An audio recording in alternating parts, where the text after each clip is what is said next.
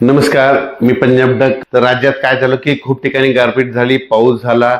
लातूर जिल्हा झाला, खूप ठिकाणी पाऊस पण झाला, गारपीट झाली. नांदेड जिल्हा झालं, चंद्रपूरकडं, यवतमाळकडं, त्याच्यानंतर हिंगोली जिल्हा, त्याच्यानंतर सांगली, सातारा, सोलापूर, कोल्हापूर, अहिल्यानगर खूप ठिकाणी पाऊस झाला. पण शेतकऱ्याचे असे फोन येलेत की आता हे पाऊस, आता आमचं नेमकं पीक काढायला आलंय आणि हे पाऊस कधी थांबणार, हे अवकाळी पाऊस कधी थांबणार.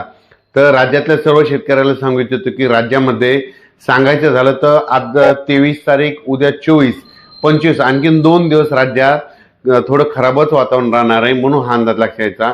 आणखीन 2 दिवस पावसाचं वातावरण राहणार आहे. आणखीन काय होणार आहे की 2 दिवस म्हणजे नांदेड जिल्हा, चंद्रपूर, गडचिरोली, वर्धा, नागपूर, भंडारा, त्याच्यानंतर इकडं लातूर जिल्हा काही भाग, परभणी जिल्ह्याचा काही भाग, अशा भागामध्ये आणि उर्वरित पूर्व पश्चिम महाराष्ट्रात तुरळक ठिकाणी आणखीन उद्याच्या दिवस 24 आणि 25 तारखेपर्यंत आणखीन थोडं पावसाचं वातावरण राहणार आहे. सर्वदूर काही पडणार आहे. म्हणून हा अंदाज सर्व शेतकऱ्यांना लक्षात यायचा. पण राज्यात मात्र 26 तारखेपासून 26 फेब्रुवारीपासून हवामान कोरडं राहणार आहे.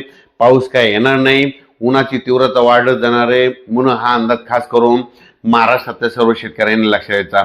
म्हणजे 26 तारखेपासून ते 10 मार्च पर्यंत जवळपास 10-12 दिवस हवामान कोरडं राहणार आहे. पाऊस येणार नाही.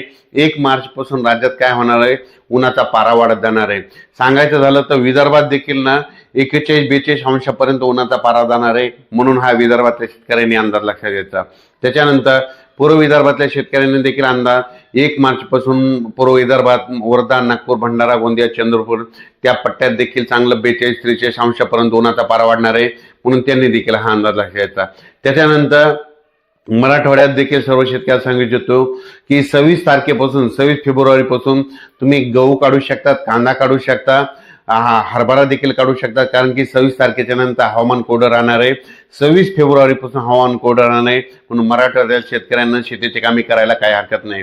त्याच्यानंतर उत्तर महाराष्ट्र आणि पश्चिम महाराष्ट्रातल्या शेतकऱ्याला सांगू इच्छितो की आणि 24 आणि 25 2 दिवसच वातावरण खराब राहणार आहे.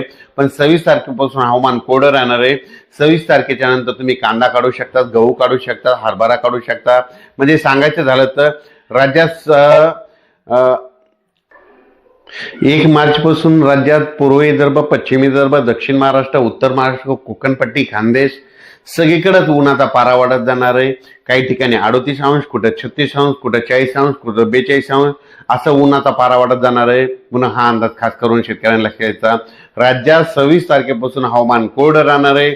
म्हणून हा अंदाज सर्व शेतकऱ्यांनी लक्षात घ्यायचा. आणि आपण आपलं हरभऱ्याचं पीक काढू शकता, गहू काढू शकता.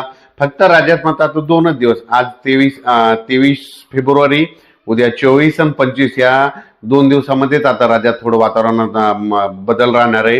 म्हणून ही अंदाज लक्षात घ्यायचा. धन्यवाद.